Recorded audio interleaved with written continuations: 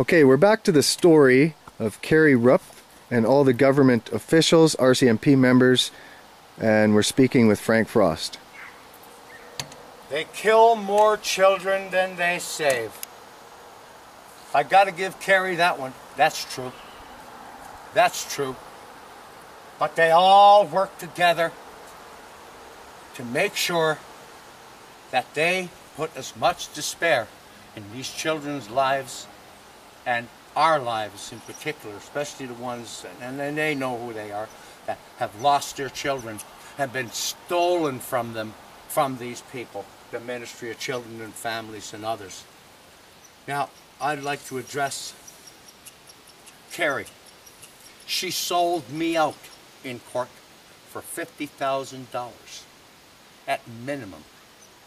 She sold Tony out. She sold Sharice out. She sold out Rihanna, David, Rosie, Johanna, Elise, Jamie, the murdered child. But most of all, she sold you out. All of us. She betrayed us all by not telling the truth. She made me out to be this ogre that was forcing her to do all this. I didn't force her to do this. Jeff McDonald stood at the truck while Walter Jervis and I sat in the truck. Carrie was standing outside, and she told him, "This is all true. This happened to me." And Jeff McDonald, as you know, is the Crown prosecutor who prosecuted me and her and the whole 9 yards. They tried to make me out to be some pervert. Abducting a child under the age of 14, they charged me with. And not obeying a court order to stay away from the children. Those are my children. Could you describe the day that happened? What day? What day was that? That was on January 29th. Carrie, the night before. 2013? Yes. Carrie, the night before, told me what her plans were, and I told her that I wasn't going to get involved in anything like that at all. I would drive her there, drop her off, and leave. And that's exactly what I did. We went to the ministry office. She was telling Jesse exactly what she thought of her and what they'd done and was wrong, and they had kidnapped our children. They had agreed to give them back on December 31st. The ministry office in McBride? In McBride, yeah. And anyway, when we left from there, Carrie just announced on the way out the door that she was going to go and get the kids. And I told her as we were walking to the truck, I'm not going anywhere near that place without a cop. I drove her over there, and I dropped her off, and I left and went to the store. When I came back, she was on the corner by the Bank of Nova Scotia here in McBride. I picked her up. We went to the police station, talked to Teresa Caputo. She said Barry would be back at 10. So I said, good enough, we'll be back then. We left. I drove down the street. And as we drove by the street where 3rd Avenue, where the Robson Valley Center was, I noticed Barry's car. I drove down there and I parked right behind his car. I had no fear of any criminal charges or anything else of that matter ever coming back on me because there was a cop in the building. But they all lied about that. They said that I was parked out front. I came with Carrie only one time. They said she didn't come there twice. Barry even denied even talking to Carrie in the building. Carrie came out and said, I talked to Barry in there. He said to go home and wait for him to come. And then Barry got on the phone. He was on the phone on the deck at her house in town. And she was living in town at that time. And with Jeff McDonald going over all of the little dirty details, how to separate us again. And that's what they do. They separate the herd. That's what they do best, is separate the family unit and make it so that you're not a team anymore. And they at that time, that night when we went to Prince George. What night was that? That was the night of January 29th. She was tortured by 5 RCMP officers in a cell in the prison in Prince George. On the documents, you'll see that I made a request of the Corrections BC to look into that matter, and you'll see their response. And they'll never do anything about that. As far as they're concerned, it never happened. And every time I bring it up in court, they just totally ignore what I say. And they've tortured her ever since. Look at the tape of her interview with Kennedy. The last words she says are very interesting. How did I do? How did I do? Now, why would you say something like that with an interview of that nature? And then look at her face when she sits in the chair. The face of terror on her face. I feel no remorse for her because she sold me out. And she sold out all our children and our whole society. Every one of us bear the responsibility no matter what happens. No matter what happens, we all bear the responsibility of knowing that we did our best to make things right. Our society can't sustain what these people do. And it's my responsibility and your responsibility to see to it that these judges, Judge Gray, Judge Weatherly, Judge Daly, and Judge Cullen, and the whole raft of others, of other judges all around this province and across this country, they have to be put in their place. They forget that they work for me. They work for me and you. And we are the ones that have the power to fix this. And trust me, like I said earlier, I don't want the government brought to their knees at all. I want you to be on your feet. Stop being a worm, crawling around with your head in the sand, putting your head in the shit. Not manure, shit. Stand up and be counted. Let all of these people know that you now know what they did. And it's your responsibility to do that. Mine as well. That's why I'm talking to you and everyone around this world. And I appeal to everybody in the world who's watching this to do the same thing. Go to the Canadian Embassy and tell them exactly what you think of them being on your soil doing these things to your children. Tell them that you don't want their dirty little dicks in little children. Nobody wants that. But they allow it every day. That's what they do. That's what they do best. And it doesn't matter to me what religion you are. I don't care. There's good people in all. Trust me. There's good people in the Jewish religion, the Catholic religion, the Muslim religion, the Buddhist religion, and every religion that I could even ever think of that wrote a book of any kind that's called a Bible. All of these Bibles refer to what I'm talking about. Every one of them disagree with the treatment and abuse of children. Every one of them. Not one agrees that you should ever abuse a child. They are our future. All around the world, every country that's looking and listening to what I'm saying knows this. They are our future. I see a better future. These people don't. They're too busy worrying about filling their pockets and corporate interests and covering up murders of innocent children. That's what they do best. But we are better than that. I don't want any of these people hurt physically. None of them. Not one of them. I want them in prison. If you and I were doing this, we would go to prison. And speaking of which, when I was in prison in Prince George for 4 months, I talked to every young man on that unit. They didn't fall for this trick of these people charging me with abduction of a child under the age of 14 and be thrown right into general population. They did that for a purpose, so that I would get the shit beat out of me because they would refer to me as a Skinner. They knew I wasn't a Skinner. They weren't fooled by these people at all. They knew exactly what they did. Exactly what they did.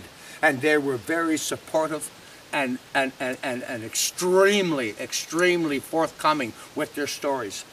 I discovered there that 95% of the young men on that unit, most of which were native, by the way. Which unit is that? And 3 East, in the BC Correctional Unit in Prince George. 95% of those young men in that prison were sexually abused in a foster home. The other remaining percentage were physically abused by social workers and foster parents. Yeah, we are not in control of who is selected to be a foster parent. The Ministry of Children and Families are. Now, that tells me that they select these perverts intentionally. You couldn't possibly be that wrong, could you? You couldn't possibly make that horrific mistake that 95% of the young men were sexually molested. And I'm only speaking about the young men. What about the young women? The little children. All of them were children at the time. Every one of them. They told me their stories, horrific stories. Horrific. You know, and on that, I got to tell you one story about a young man that went to his leaders of his community on the reserve and told them what they were doing. And his feelings today, and I won't say his name because I don't want any of these people going after him for this. He said that he believed that the leaders of his people on that reserve were supporting the MCFD and the RCMP in doing this. He's from a very poor reserve, most of which are. You know, us white people, they say, you know, I've had people say it to me, oh, the fucking Indians, they get everything they want. Look at all the money they get. No. Well, they don't get all the money. The chosen ones in the reserves get the money. The ordinary folk, they live in squalor, believe me. They can tell you themselves they live in squalor. And their children are being molested constantly. Constantly by the RCMP and the Ministry of Children and Families. We have to end this. There is no room in our society for any kind of activity like this. We can't sustain that as a society. I want these native communities to stand up. Not the leaders of this community, because they've had more than opportunity to do so. I want the people in those communities to stand up and realize, know that what I'm saying is true. They know this. They know it's true. Stand up and be counted. Could you be a little descriptive? We're going to go back a bit. Can you let us know what form and what modus operandi that the RCMP used in your arrest? They separate you first. We were both charged together, but we never went to court together. She had a separate court case where she pleaded guilty. I didn't. I pled out innocent. And because of that, I spent 3 months in prison for something they wanted 30 days for, by the way. When you plead innocent, you spend more time in jail than you do if you plead innocent, or guilty, sorry. That's how our system is set up. You plead guilty, we'll let you go. You plead innocent, you're sitting right there, buddy, until you rot. Were you supposed to appear, was your original court case to appear in McBride? Yes. And did they have it transferred to Prince George while you were incarcerated? Actually, no. They transferred it to Valemont first, and then they transferred it to Prince George. What did they do when they transferred it to Prince George? Well, what it was they wanted me not to have my subpoenas handed out to the people for me to prove this conspiracy. Did you have to sign a waiver to say that you were guilty just to have it transferred to another court? Yes. That's a violation of the charter, wouldn't you think? Of course it is. The Charter of Rights stopped outside the door in my case, and in many others, I might add. It never came in the room. Judge Gray saw to it. He knew that I never had accessibility to a phone in that prison. They would not let me use the phone to even phone and check on my property. They were ordered by Judge Brecknell to have me use the phone, and they still wouldn't let me use the phone. They didn't want my documents on that unit. I did sneak some documents back from the trial, though, and so that all the boys on the unit seen. In Crown Prosecutor Jeff McDonald's initial sentencing position, what did he write on that? He wrote down that there was mental issues, as they always do. You have to be crazy, don't you, to say something bad about these people? And they do it to everyone. Everyone. There, you have a mental problem. As a matter of fact, Pete Burnstead is going around McBride telling everybody, oh, poor Frankie went off his medication. His daughter told me. Well, my daughter's phone number is going to be on this link. And you call my daughter and ask her if she said that, and she'll tell you absolutely not, because it's not true. Did the court or any certain judge recommend you have a mental evaluation? Oh, they talked about it, but then they decided that that wasn't a very good idea. In giving that I was a counselor at one time for the Ministry of Children and Families, and I know how that system works and how corrupt it is and how overwhelmingly the social workers feel this sense of power that they have. You just mentioned that you're a counselor for the Ministry of Children and Families. When and where? I was a counselor for Head Start Industries in Penticton, BC. I counsel people with head injuries, people with mental disabilities. I also work for the Quesnel Association for the Mentally Handicapped in Quesnel. For how long and what years? Approximately 11 years I worked within the ministry and different parts of that organization and others. So when you referred back to they were trying to say that, or Pete Burnson had made reference saying that you were off your meds as he was slandering your name according to your statement here, were you at any time on any medications? Never in my life. Never in my life. So that would be construed as another character assassination attempt? Absolutely. And that was just done for the locals. Everybody in McBride to think that I was on some medication. Ask my daughter. She'll tell you. My son will tell you. Never in my life have I ever been on any kind of medication. Never in my life. That could be verified with your doctor as well. Absolutely. Absolutely. Absolutely. My medical records will reflect that. As I pointed out earlier, I don't even take an aspirin. Nothing. The whole idea of charging me with this crime was to get my DNA.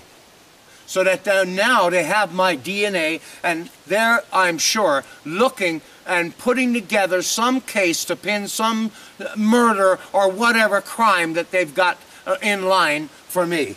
Why would they request for you to supply a DNA sample? My question to the court as well. And it was only done exactly what I just pointed out. When did you have to go for a DNA sample? On September 30th, I went in and gave the DNA sample. 2013? Yeah. Yeah. A constable from Lewisport, apparently. He said he's from Lewisport. I doubt that. Where I went to trade school in Newfoundland. And he didn't even know what he was doing. I had to show him, actually. And so I questioned that DNA and even the sample itself, the way he did it. And, you know, I know they're going to try and do something with that DNA sample.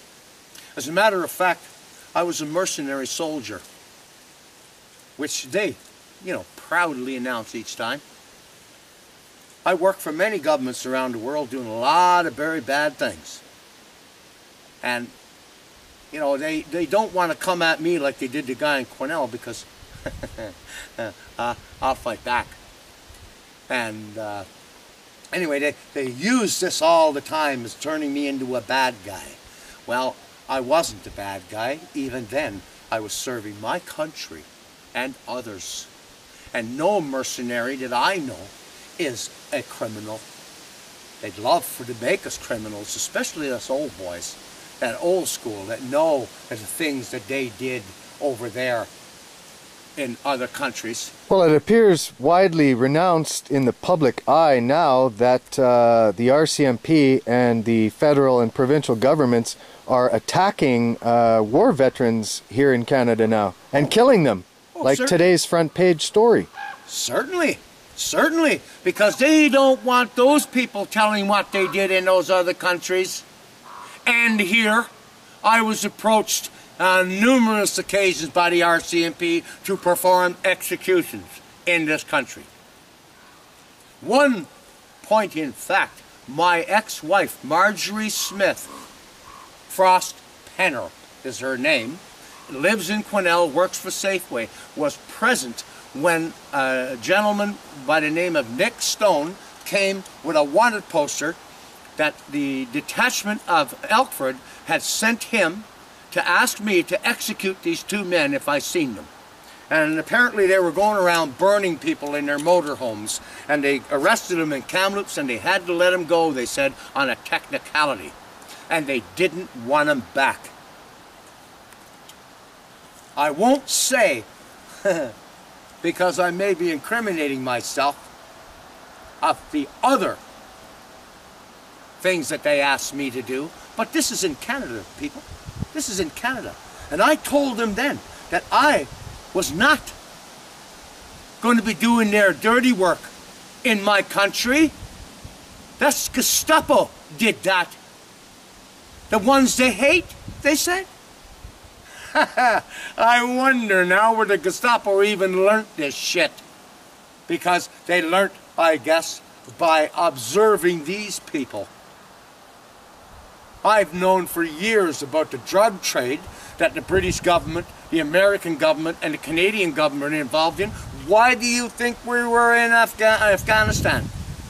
There's no oil, there's no natural resources in Afghanistan. None, except heroin. And they were there for Pfizer and other big corporations, and also to replenish their own supply of drugs. That's why they're there. Ask any mercenary why we went to these countries. It was always for natural resources. Okay, we're kind of getting off the story a bit here. Let's get back to the misfeasance and malfeasance and stalking, harassments that you were speaking about before with the certain RCMP individuals. And could you explain a little bit more about that? They have broken into my home, stole documents. Barry Kennedy and Jesse Smith went to Carrie's house right in front of her and searched her house and took all of her documents. When Carrie, when I got out of prison here just recently, Carrie went to the reporter, yourself, and asked you to do an interview with her so she could recant everything she said in court and all of the dirty things that she said on the interview, and she wanted to come clean. I had nothing to do with that. That was her wanting to do that to clear her conscience, apparently. And no one has seen her since. And the last I heard was Barry Kennedy telling this reporter at the RCMP detachment in McBride that Carrie didn't want him calling her anymore because she had phoned him to ask him to tell you not to phone her. Now, Carrie's a big girl. If she didn't want you to phone her, she'd call you herself. She set up the appointment, not Barry Kennedy, and nobody has seen her since. Nobody. So I don't know, you know, if she's being held out at this farm she's living on just outside of town at Al Adderley's or not. I don't know. I couldn't answer that. But I will say this, whatever is happening to her, she brought on herself by lying. How do you think that, do you believe that she may have been coerced? Oh, absolutely. They've been in her ear all the time. You know, when on the things, she turns me into this, oh, he was this overbearing and threw me on the floor and all of these things. Exactly the same as what they did with this reporter and his wife. You could almost, look, it's like word for word of what Michelle said and what Carrie said about this reporter and myself. The similarities are too much to be a coincidence. They coerce people every day to do their bidding and everything they want you to say, but they can't do it to me. I cannot be bought. I gave them the opportunity twice. Twice I said to them, I just want the guilty parties. Stop involving all these other people and incriminating themselves. I want the guilty parties brought to justice. They said no. Twice. Now I want them all. I want every goddamn one of them that stuck their little nose into this business and went on with a bunch of lying crap. And I want everyone that stuck their dirty fucking dicks into my children. All of them. Every one of them incarcerated. Every one of them. I want my system of government and my courts and my cops to do their jobs and work for me and my friends in my society and around this world, but in particular, my children. You do your job. Could you give me a little bit more clarity and explanation in how and what methods they use as we'll go back to that story? What other methods do the Crown prosecutors and RCMP, what devious methods do they use besides the coercion with Carrie? And how long were you and Carrie together previous to this arrest? And how was your relationship with her at that time? My relationship with Carrie was one of, I love her. I love her children, which are now my children. She told me she had never felt love till she met me. She didn't even know the definition of love till she met me. I treated her with love and respect at all times. We had our moments. She yelled at me, I yelled at her. All the time of any incident, which wasn't very many, trust me, was about the cops and the ministry. And I didn't understand at the time that, you know, she was doing all these erratic things that I didn't want her to do. And I confronted her on this and said, look, you know, I can't do this if you continue doing this way. It's just not the way it's done. You know, you got to get these people. We have to stick together and we have to put these people in their place. And, you know, she just was so angry. And she wanted her voice. She said, I'm 37 years old. I don't want you to stand in front of me any longer. I need to stand up and let these people know they can't do this to me. She said, because you're not going to be around forever. Would you believe that it was due to the Ministry of Children and Families and the individuals that you pointed out today and the RCMP and all of this and all of their arrests and etc.? Do you believe that that has what torn your relationship apart with her? Absolutely. Absolutely. I mean, they ripped our relationship apart. They ripped our relationship apart. They do it all the time. And you'll see on my link, and these people that are watching and been through the same things, they will tell you the same things. exactly the same things. They tear the family unit apart. That's the first goal. It's just like lions hunting gazelles. Separate them from the herd. Separate them from the herd, the oldest trick in the book. Get one to turn on the other. Another oldest trick in the book. Excuse me. They knew they couldn't get to me because I could not be bought and I could not be coerced. I am too strong an individual to be coerced by anybody.